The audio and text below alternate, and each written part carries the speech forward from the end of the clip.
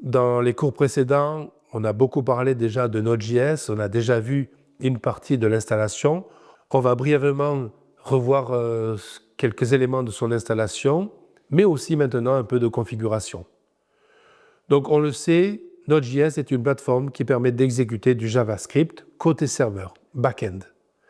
Contrairement aux navigateurs qui vont interpréter JavaScript pour l'affichage des pages web, lui, Node.js, va vous offrir un environnement qui va vous permettre d'utiliser JavaScript en back-end et ainsi de faciliter la création des applications web, d'API et de services réseau. Donc on va redécouvrir un petit peu les bases de Node.js, mais aussi la configuration de Node.js afin d'explorer son fonctionnement et apprendre à exécuter des scripts JavaScript côté serveur.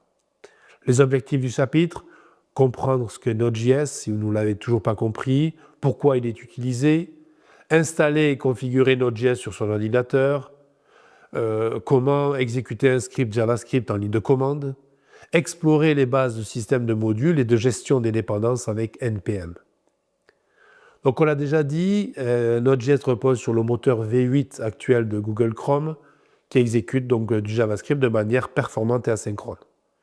Il permet de gérer des opérations réseau rapides et optimisées.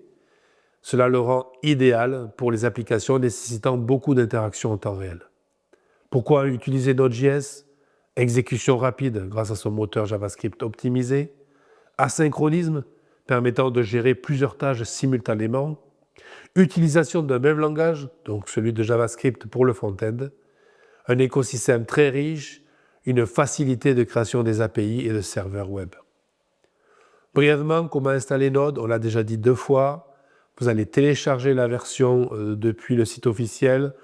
Encore une fois, je le répète, on choisit une version paire et pas impaire.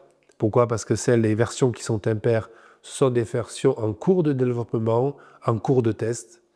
Et ensuite, vous allez vérifier votre bonne installation en faisant Node-V. Comment exécuter un script JS, Node.js, petit rappel, Node, espace, script.js, si votre script s'appelle script.js.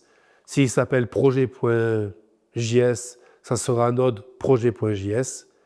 Et cette commande va effectuer le travail qui est demandé dans votre script. Le système de modules et le gestionnaire de paquets, donc le fameux NPM, eh bien, il va vous permettre de réutiliser le code facilement. Vous allez pouvoir importer un module natif. N'hésitez pas à regarder une fois de plus dans le cours comment cela fonctionne. Vous allez utiliser NPM pour gérer les dépendances. Par exemple, en permanence, dès que vous allez créer un projet Node.js, il faudra, après avoir créé le dossier, faire npm init-y qui va vous permettre de générer le fichier package.json qui a toutes les informations du projet. Vous allez pouvoir, on l'a déjà vu, installer une bibliothèque, vous allez pouvoir lister les dépendances avec npm. Bref, vous allez pouvoir gérer totalement votre projet. Comment créer un serveur web avec Node.js? Et c'est tout simple. Node.js va vous permettre de créer des serveurs web légers, performants, simplement avec la version suivante, node server.js. Et là encore, si votre fichier server.js a le port 3000 indiqué, eh bien automatiquement http://localhost 2.3000 et vous verrez votre serveur web s'ouvrir. Quelques bonnes pratiques pour utiliser Node.js. On utilise toujours la dernière version paire et stable. On organise le code en modules. On va utiliser un gestionnaire de processus comme PM2. On va éviter le blocage de l'event loop, bien sûr en privilégiant les opérations asynchrones. On va tenir ces dépendances à jour avec NPM pour garantir la sécurité et les performances du projet.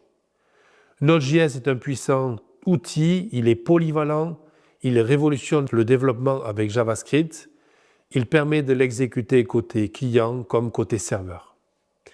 Voyons maintenant le prochain chapitre, l'installation et la configuration de TypeScript.